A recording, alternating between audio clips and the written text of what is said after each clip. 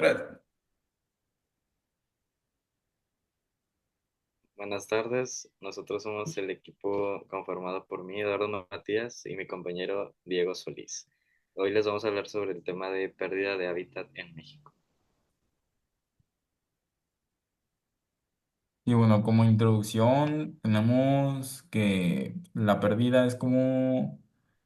pérdida de biodiversidad resulta en un desequilibrio que repercute en la salud humana, ya que los ecosistemas saludables son esenciales para proporcionar alimentos, medicinas y otros recursos esenciales. Además, la degradación del hábitat puede desencadenar la aparición de enfermedades al alterar las interacciones entre especies y aumentar el contacto entre humanos y vida silvestre.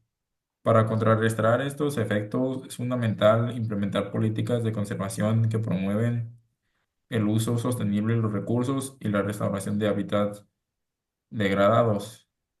La educación ambiental también juega con el papel crucial, fomentando una conciencia colectiva sobre la importancia de proteger nuestros entornos naturales.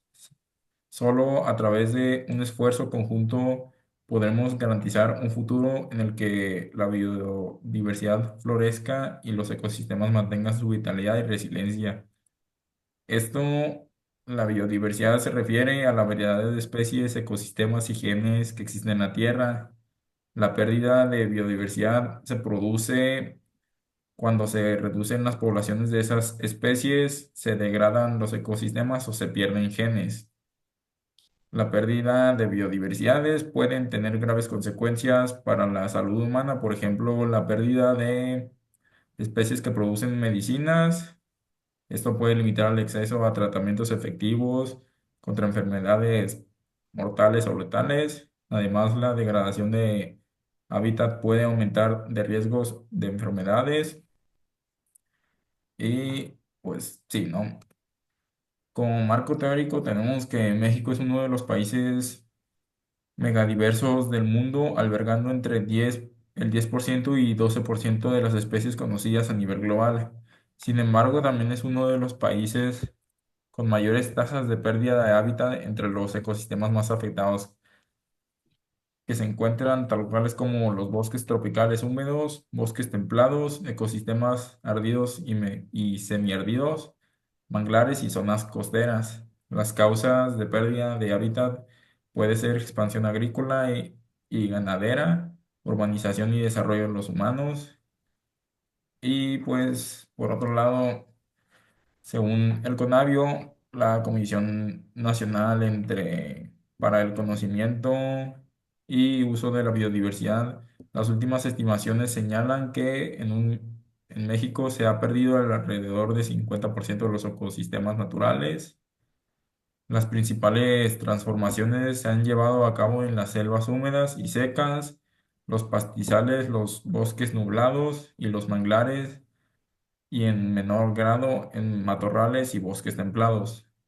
Algunos de los lugares en donde se conserva gran parte de la riqueza biológica en México son las áreas naturales protegidas, que pues, como dice, protegidas, pues son limitadas para la población. Un ejemplo de estas es el Parque Nacional Pico de Orizaba, ya que mantiene una biodiversidad única a nivel nacional gracias a proteger flora y fauna única de nuestro país. El problema ahora es la pérdida de hábitat en México, ya que se atribuye en una gran medida a actividades humanas relacionadas con un cambio en el uso del suelo, la explotación intensiva de los recursos naturales y los efectos del cambio climático. Un ejemplo de explotación intensiva de los recursos naturales podría ser la deforestación de árboles, ya que pues, estamos como quitándole pelos a el mundo. Por ejemplo, estas dinámicas comprometen las capacidades de los ecosistemas para conservar la biodiversidad y los servicios que ofrecen, lo que representa un desafío significativo para el desarrollo sostenible del país. La deforestación se rige como una de las principales factores que contribuyen a esta pérdida de hábitat, como dije antes, generando consecuencias directas para la biodiversidad dado que muchas especies no logran adaptarse con la rapidez necesaria a los cambios en su entorno. Ahora, nuestra hipótesis, aquí está. La pérdida de de biodiversidad puede resultar en la disminución de polinizadores, lo que afectaría directamente a la producción agrícola y por ende a la seguridad alimentaria.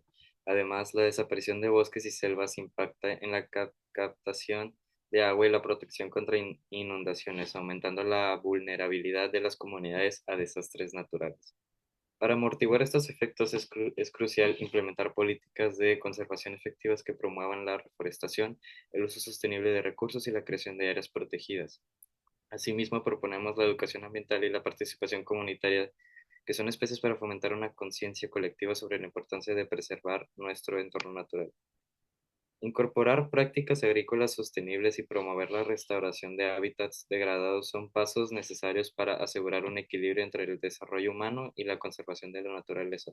Solo a través de un esfuerzo conjunto podremos garantizar un futuro en el que la biodiversidad y las comunidades prosperan en armonía.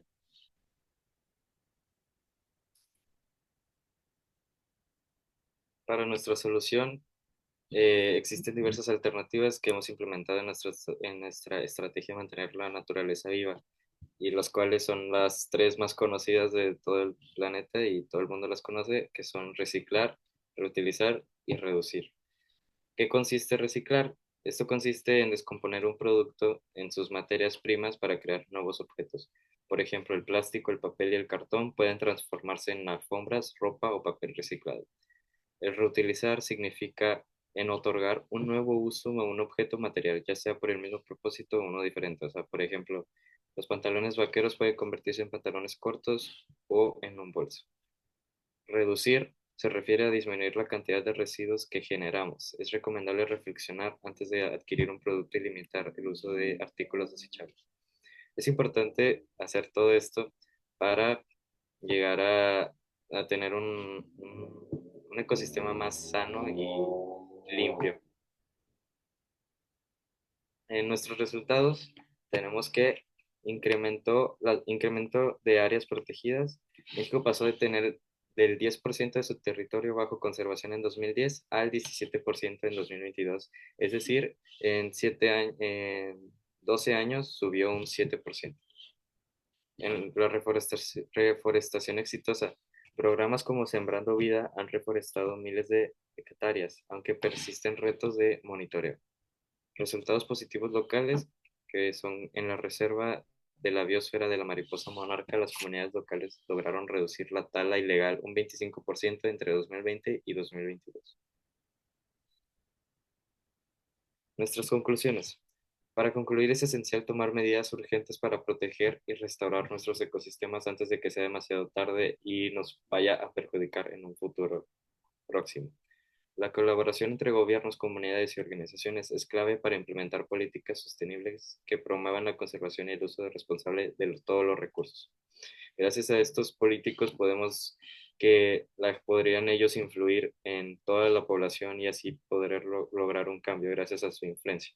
También podemos hablar con algunas celebridades que hablen y también así poder influir más en las personas para que empiecen a cambiar y mejorar nuestro futuro. También es importante educar a las personas sobre la importancia de cuidar nuestro entorno y fomentar prácticas diarias que reduzcan nuestro impacto ambiental. Solo así podremos asegurar un futuro en el que tanto la naturaleza como la humanidad puedan prosperar juntos en armonía. Y aquí están nuestras bibliografías. Muchas gracias por su atención.